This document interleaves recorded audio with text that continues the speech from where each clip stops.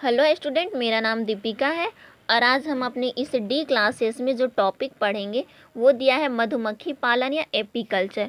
ये जो है वो 12th क्लास के चैप्टर 9 में खाद्य उत्पादक में वृद्धि की कार्यनीति, उसी चैप्टर में ये क्वेश्चन दिया हुआ है।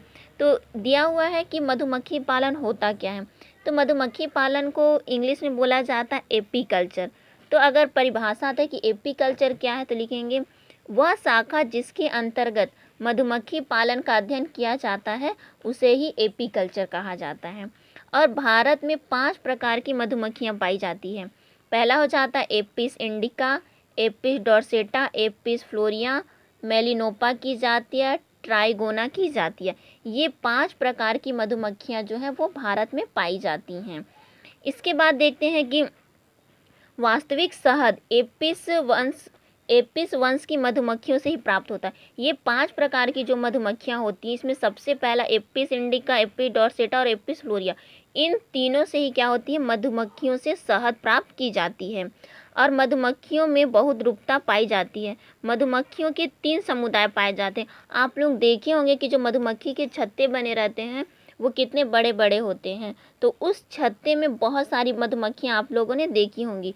तो उसमें कौन कौन सी 3 मधुमक्खियाँ पाई जाती हैं। तो पहले होती है अंडे देने वाली रानी।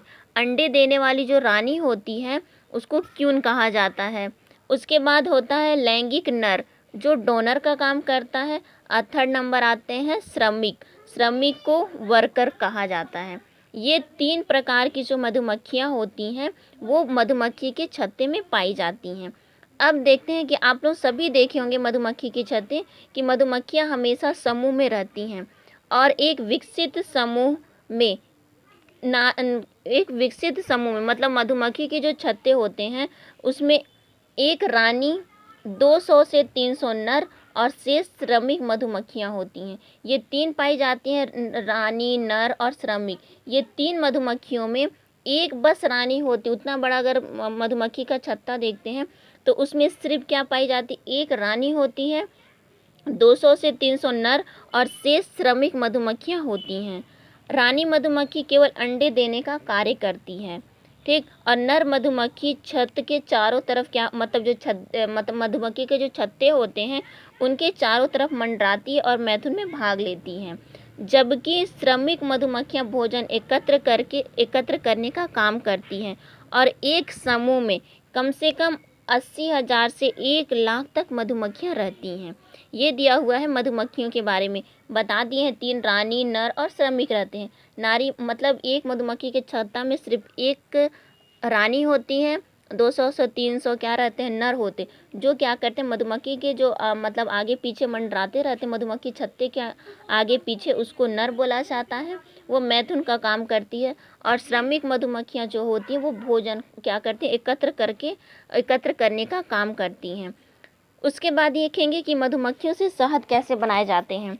तो इसमें बताएंगे कि मधुमक्खी फूलों के मरकन ग्रंथियों के रस को चूसती है और उससे संपर्क उसमें उपस्थित जो जटिल शर्करा को सरल शर्करा में बदल देती हैं। तो मधुमक्खियाँ क्या करती हैं, सबसे पहले फूलों के जो मरकंद होते हैं उनकी ग्रंथियों के रस को चूसती है। चूसने के बाद वो क्या करती है, उसमें उपस्थित जो जटिल शर्करा है उनको सरल शर्करा में बदलती है और वायु के संपर्क में आकर गाढ़े शहद में जब वो बदल जाता है तो मधुमक्खी इनको अवशोषित मरकंद रस के उदर में एकत्रित मतलब मधुमक्खी अपने ही क्या करती है उदर में अपने पेट में ही एकत्रित करके रख लेती हैं और पाचन के बाद शहद के रूप में अपने छत्ते के कोपों में उगल देती है। जब इनके पाचन की क्रिया होती है उसके बाद ये क्या करती है, इस शहद को अपने छत्ते के कोपों में ही उगल देती हैं और वहीं पर एकत्र रहता है। और शहद निकालते समय इन छत्तों को यांत्रिक उपकरण रखकर तेजी से घुमाया जाता है और शहद बाहर निकल जाता है। अब इसे एकत्र करके विभिन्न रूपों में उपयोग किया जाता है। ये हो गया मतलब मधुमक्खियाँ कैसे मतलब शहद बनाती हैं उनके बारे में। उसके बाद देखते हैं प्राचीन समय में शहद एकत्र करने के लिए मधुमक्खी मतलब पुराने समय में कैसे करते थे कि मधुमक्खियों के छत्ते से शहद निकालने के लिए मतलब जो मधुमक्खी के छत्ते होते थे उसके नीचे बहुत ज़्यादा धुआं कर दिया जाता था, धुआं करने से क्या होती थी, जितनी भी मधुमक्खियाँ रहती थी वो छज्जे को छोड़कर भाग जाती थी। अब उन्हीं को क्या किया जाता था, छज्जे को निचोड़ कर उससे शहद प्राप्त कर लिया जाता था। लेकिन आजकल शहद प्राप्त करने के लिए क्या किया जाता है, बहुत कृत्रिम तरीक़ों का उपयोग किया जाता है। मधुमक्खियों को पाला जाता है। मधुमक्खियों को पालने के लिए व्यावसायिक स्तर पर शहद प्राप्त करने के लिए मधुमक्खी का पालन करते हैं। अब मधुमक्खी के पालन से शहद प्राप्त करने के लिए इन्हें विकसित लकड़ियों के बने छोटे छोटे घरों में क्या होता है, पाला जाता है और वहीं पे पालते हैं। और लिखेंगे कि शहद प्राप्त करने के लिए छोटे छोटे घरों में पाला जाता है। इसमें इनके छत्ते के ही समान घर बनाते हैं जिसमें शहद एकत्रित होते हैं और यांत्रिक विधि के द्वारा क्या कर लिया जाता है, शहद को निकाल दिया जाता है। उसके बाद एक और इम्पॉर्टेंट चीज़ रहता है कि शहद में जो रासायनिक संगठन किस प्रकार से पाया जाता है, मतलब केमिकल कंपोजिशन शहद में क्या क्या होते हैं। तो इसमें देखिए क्या क्या पाए जाते हैं। फ्रक्टोज जो रहता है वो 41% पाया जाता है, ग्लूकोज 35% पाया जाता है, सुक्रोज 1.9% पाया जाता है और डेक्सट्रीन पाया जाता है 1.5%, प्रोटीन 0.18%, खनिज लवण 3.3%, जल लिखेंगे 70.25% और अत्यंत मात्रा में विटामिन B1 और B6, कोलिन, विटामिन C और D बनता है।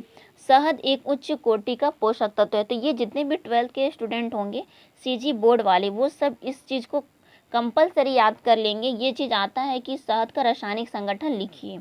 उसके बाद यह शहद का हमारा प्रमुख, शहद का उपयोग किस लिए किया करते हैं, खाने के लिए करते हैं। और ये क्या है, एक प्रतिरोधी या लिखेंगे एंटीसेप्टिक और एक औषधि होता है। इसके अलावा जो मतलब छज्जे से जो मोम बनते हैं उनका उपयोग किस लिए किया जाता है, तो लिखेंगे मोमबत्ती बनाने में, क्रीम, पॉलिश, कार्बन पेपर और कुछ औषधियाँ बनाने में उपयोग किया जाता है। अगर आप लोगों को ये मेरा वीडियो पसंद आया होगा तो प्लीज़ लाइक करें और जो सब्सक्राइब ना किए हो वो सब्सक्राइब करें, कमेंट करें।